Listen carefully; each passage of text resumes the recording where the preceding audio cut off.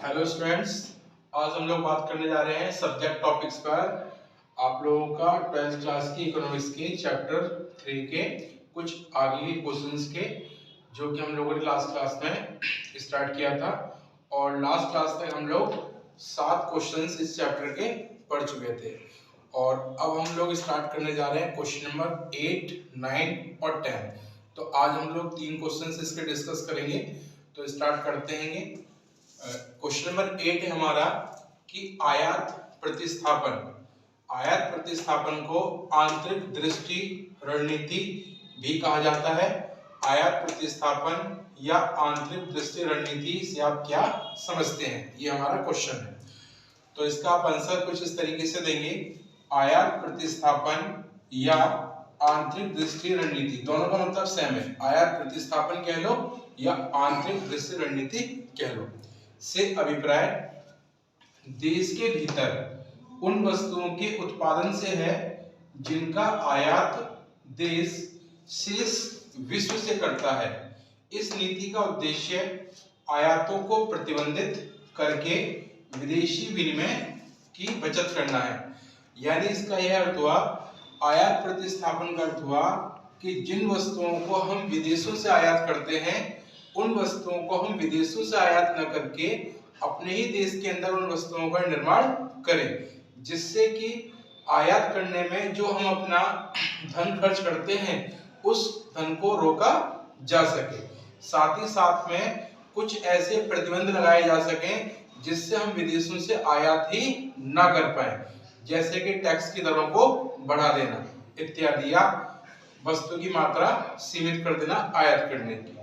तो इस तरीके से आयात प्रतिस्थापन या आंतरिक दृष्टि रणनीति से हमारा अभिप्राय देश के भीतर ही उन वस्तुओं का उत्पादन करना जिनका आयात हम शेष विश्व से करते हैं, और इस नीति का उद्देश्य आयातों को प्रतिबंधित यानी कि आयातों को रोकना व विदेशी विनिमय की बचत करना, यानी विदेशी मुद्रा जो हम दूसरे देश को देते हैं उसको रोकना है।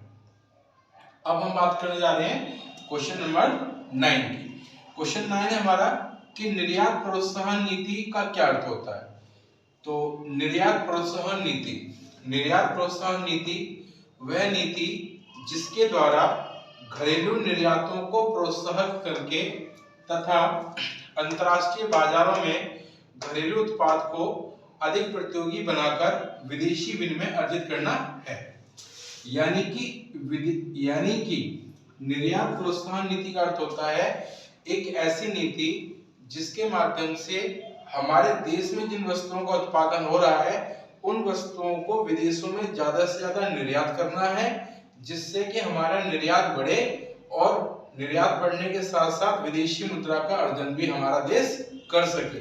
क्योंकि अगर हम किसी दूसरे देश में माल को बेचेंगे तो वो निर्यात कहलाएगा, और अगर हम किसी दूसरे देश में अपने माल को बेचेंगे तो वहां से बदले में हमें रुपए मिलेंगे जो कि विदेशी करेंसी के रूप में ही होंगे। तो निर्यात को करने से विदेशी मुद्रा की प्राप्ति होती है। तो निर्यात प्रोत्साहन नीति का अर्थ हो गया वह नीति जिसके द्वारा घरेलू निर्यातों को प्रोत्साहन करके तथा अंतर्राष्ट्रीय बाजारों में घरेलू उत्पाद को अधिक प्रतियोगी बनाकर विदेशी विनिमय अर्जित करना है। यानी कि अपने जो घरेलू उत्पाद है उनको अंतर्राष्ट्रीय बाजार में लेके जाओ और अंतर्राष्ट्रीय बाजार में अन्य उत्पादों के साथ उनकी प्रतियोगिता करा के उनको बेच दो और विदेशी मुद्रा का अर्जन कर लो। यही कहलाता है हमारा निर्यात प्रोत्साहन नीति। उसका क्वेश्चन नंबर 10 है हमारा कि 1950 से 1990 की अवधि के दौरान विकास की रणनीति की प्रमुख विशेषताएं बताओ। सबसे पहला क्वेश्चन को समझते हैं। क्वेश्चन है 1950 से 1990 की अवधि के दौरान, यानी 1950 से लेकर 1990 यानी 40 साल के दौरान विकास की रणनीति की प्रमुख विशेषताएं बताइए। यानी देश के अंदर जो अर्थव्यवस्था का विकास है उस विकास की रणनीति को अपनाने के लिए कौन कौन सी इसकी विशेषताएं रही व इसके अच्छे और बुरे प्रभावों का वर्णन भी करना है।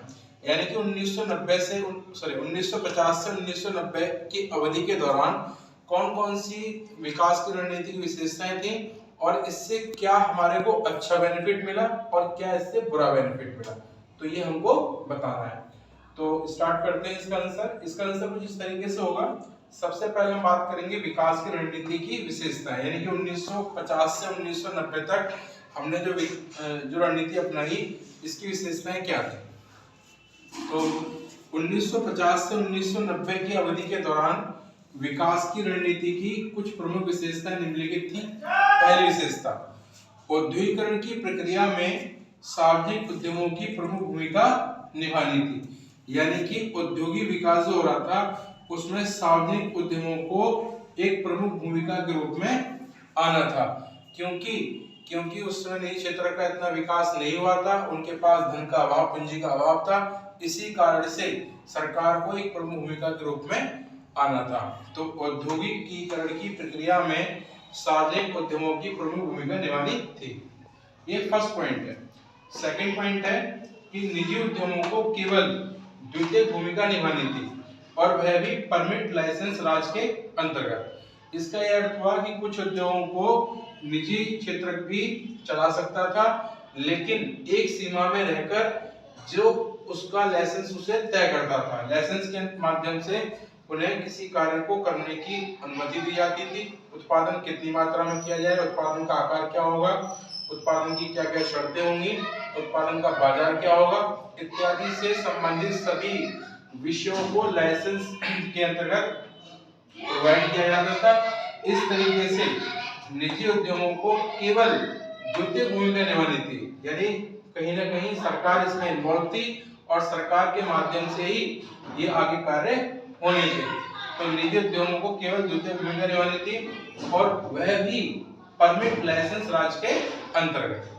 तीसरी विशेषता थी कि आयात प्रतिस्थापन पर केंद्रित अर्थव्यवस्था का विकास करना था, यानी कि 1950 से 1990 की अवधि के दौरान अर्थव्यवस्था में औद्योगिकरण को इस प्रकार से लाना था कि जिन वस्तुओं का हम विदेशों से आयात कर रहे हैं, उन वस्तुओं का ही देश में अपना निर्माण किया जाए, यानी आयात प्रतिस्थापन पर केंद्रित अर्थव्यवस्था का विकास करना था।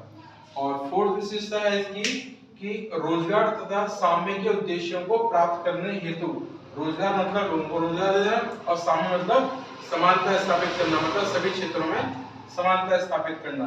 तो रोजगार तथा साम्य के उद्देश्यों को प्राप्त करने हेतु छोटे पैमाने के उद्योगों का विकास करना है, क्योंकि छोटे पैमाने के उद्योग वे उद्योग होते हैं जिन्हें आप अलग अलग स्थानों में आसानी से लगा सकते हैं, और इससे क्षेत्रीय समानता बनी रहती है। साथ ही साथ में बड़ी संख्या में लोगों को इसके अंतर्गत रोजगार भी मिल जाता है। तो इसी कारण से छोटे पैमाने के उद्योगों को विकास करने पर ज्यादा जोर दिया गया।